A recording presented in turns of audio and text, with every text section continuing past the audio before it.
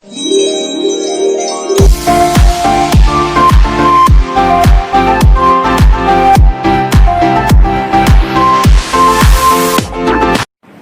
sekitar merupakan kurnia Tuhan kepada penduduk bumi ini. Alam sekitar memainkan peranan yang amat penting dalam kehidupan harian manusia kerana kita saling bergantung kepada satu sama lain.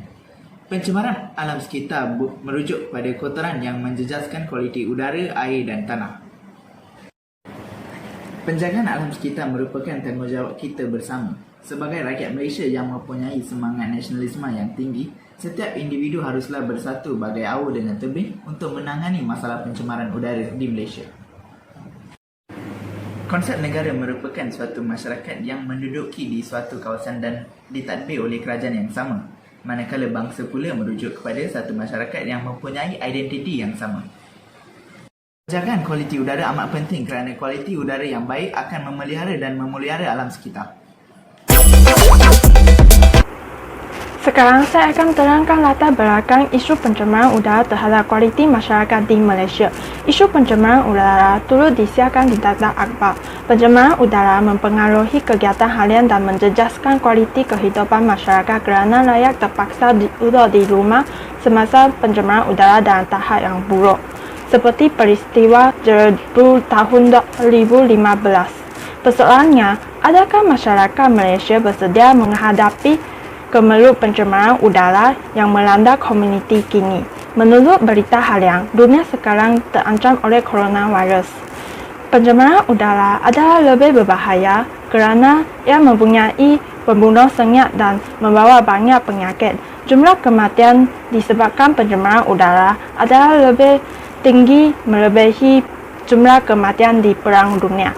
Menurut Estor Awami, Malaysia kini telah menjadi salah satu negara dengan pencemaran udara tertinggi di dunia. Malaysia mencatat bacaan IPU sebanyak 266. Pencemaran udara adalah suatu faktor pencemaran alam sekitar di dalam dan di luar rumah yang menyumbangkan kepada masalah kesihatan.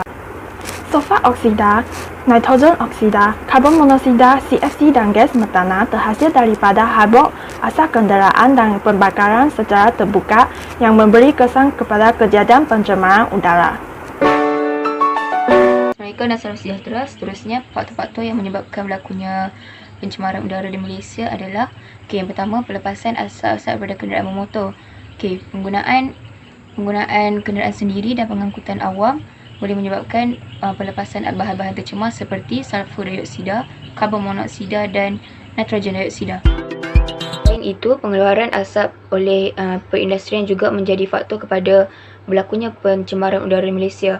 Hal ini kerana perindustrian seperti kilang-kilang membebaskan asap melalui cerobong asap dan melakukan pembakaran bahan api yang dapat membebaskan bahan tercemar seperti karbon monoksida, nitrogen dioksida serta debu yang dapat menipiskan lapisan ozon.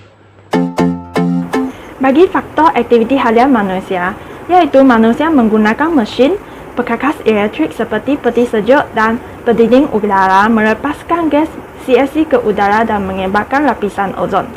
Selain itu, manusia yang tidak mengamalkan tabiat guna semula dan kita semula menyebabkan perupusan sampah yang banyak dan semasa merupus sampah yang banyak ini melepaskan gas metana ke udara, iaitu menyebabkan kejadian pencemaran udara. Sebelum kita teruskan dengan kesan pencemaran udara terhadap nasionalisme dan patriotisme rakyat Malaysia, eloklah jika saya berikan sedikit pengenalan mengenai apa itu nasionalisme. Nasionalisme sering didefinisikan sebagai cinta yang tidak terhingga untuk tanah air, yang merupakan simbol patriotisme dan bentuk patriotisme untuk menghalalkan segala cara demi mencapai kemerdekaan. Namun definisi ini tidak lagi relevan dengan dunia semasa kerana kita tidak lagi memerangi penjajah dan kita sudah merdeka. Terdapat kesan positif dan negatif yang dibawa oleh pencemaran udara terhadap nasionalisme rakyat Malaysia. Kesan positifnya ialah melalui bukti peningkatan kes pencemaran udara telah mendatangkan kesedaran kepada rakyat Malaysia tentang betapa pentingnya bagi kita menjaga kebersihan udara. Melalui risiko yang akan berlaku sekiranya kita tidak menjaga kebersihan udara. Contohnya, risiko pembendikan jangka hayat penduduk. Manakala bagi kesan negatifnya ialah akan mencetuskan pergaduhan antara kaum. Melalui masalah pencemaran udara ini akan menyebarkan dan menyebabkan berlakunya situasi saling tuding mendidik jari di mana satu kaum yang salah, mana satu kaum yang betul, dan pada akhirnya mengakibatkan perpecahan kaum. Seterusnya, apakah itu patriotism? Patriotism biasanya dikaitkan dengan kesetiaan dan cinta akan negara. Apabila kepercayaan dan tingkah laku seseorang selaras dengan kesetiaan kepada negara, itulah yang kita gelar sebagai patriotism. Kesan positif pencemaran udara terhadap patriotism ialah meningkatkan perpaduan rakyat melalui penubuhan pelbagai badan bukan kerajaan NGO yang bertujuan untuk membantu menyelesaikan masalah pencemaran udara dan alam sekitar di dalam Malaysia. Seterusnya, kesan negatif pencemaran udara terhadap patriotisme rakyat Malaysia ialah melahirkan rakyat yang tidak bangga menjadi rakyat Malaysia, bahkan malu untuk mengakui kewarganegaraan sendiri yang pada akhirnya mengakibatkan peningkatan kadar migrasi kerana malu dengan pertambahan dalam indeks pencemaran udara. Walaupun demikian, semua kesan negatif ini mampu diperbaiki dengan peningkatan kesedaran bahawa menjaga kebersihan alam sekitar merupakan tanggungjawab kita bersama.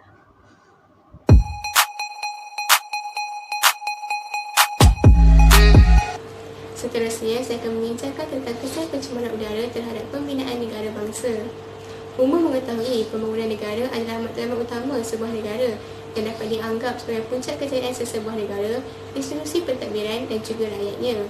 Akan tetapi, Malaysia masih belum berjaya membentuk sebuah negara bangsa yang sempurna, dan antara faktornya ialah kesedaran terhadap pencemaran alam sekitar, terutamanya pencemaran udara, masih rendah dalam kalangan rakyat Malaysia. Ini menunjukkan semangat cinta akan negara masih pudar dalam jiwa rakyat Malaysia, yang membawa kepada implikasi pertama, iaitu rakyat tiada kesan berupaya untuk berkorban dan berbakti kepada negara. Hal ini dapat dilihat melalui sikap acuh tak acuh segelintir pihak dalam menangani isu pencemaran udara. Buktinya dapat dilihat melalui kes penutupan sekolah di Pasir Gudang yang merupakan penutupan kedua dalam masa 3 bulan yang disebabkan oleh pencemaran udara di kilang berdekatan yang menyebabkan pelajar muntah, berasa lega dan juga sukar bernafas. Seterusnya, masyarakat menjadi tidak peka dan tiada sifat tanggungjawab untuk membangunkan negara dengan memastikan alam sekitar terpelihara. Hal ini dapat dilihat melalui kemerosotan kualiti udara, kesan daripada penggunaan kenderaan bermotor terutamanya di kawasan bandar seperti Kuala Lumpur. Dan akhir sekali, masyarakat menjadi kurang prihatin terhadap keadaan alam sekitar akibat daripada tuntutan dan desakan ekonomi yang keterlaluan. Hal ini juga dapat dilihat daripada sikap segelintir pengusaha industri yang mementingkan keuntungan tanpa mengira akibatnya terhadap orang lain. Kemelut seperti ini dapat dihindari jika sifat prihatin akan alam sekitar dizahirkan dalam kehidupan, yang mana secara tidak langsung akan melahirkan masyarakat yang mengutamakan alam sekitar meskipun dalam proses membangunkan sesuatu kawasan.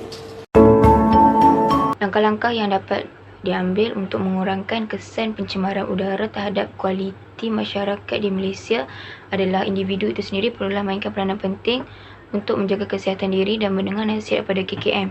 Mereka perlulah sentiasa berada dalam bangunan dan mengurangkan aktiviti fizikal di luar bangunan.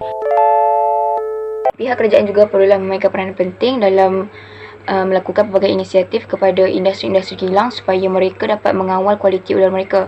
Seperti contoh, pihak kerajaan dapat menyediakan stesen ataupun dapat menyediakan alatan dan mesin supaya industri-industri kilang dapat kualiti udara tercemar yang telah mereka lepaskan. Langkah seterusnya untuk mengurangkan kesan pencemaran udara ialah dengan memperketatkan undang-undang. Hal ini kerana pada kebanyakan masa sikap masyarakat yang mengabaikan undang-undang menyebabkan masalah menjadi lebih rumit. Malaysia Plans yang dilaksanakan oleh kerajaan Malaysia juga dapat mempromosi kepentingan penjagaan kualiti udara di kalangan rakyat Malaysia. Masyarakat Malaysia dapat kurangkan kadar pencemaran udara dengan melaporkan aktiviti-aktiviti yang boleh mencemarkan kualiti udara kepada pihak berkuasa. Penjelasan ini lebih menekankan kepentingan adanya undang-undang dan akta-akta untuk menjaga pencemaran udara di Malaysia. Alam sekitar merupakan anugerah Tuhan kepada manusia, maka memerlukan tanggungjawab kita bersama bak kata pepatah Melayu, berat sama dipikul, ringan sama dijinjing, untuk menjaga kualiti alam sekitar dengan baik supaya generasi akan datang dapat menikmati keindahan alam sekitar. Laporan ini membincangkan tentang kesan pencemaran udara terhadap semangat nasionalisme dan patriotisme di Malaysia serta pembentukan negara dan bangsa. Sekian daripada saya. Terima kasih kerana sudi mendengar pembentangan kami.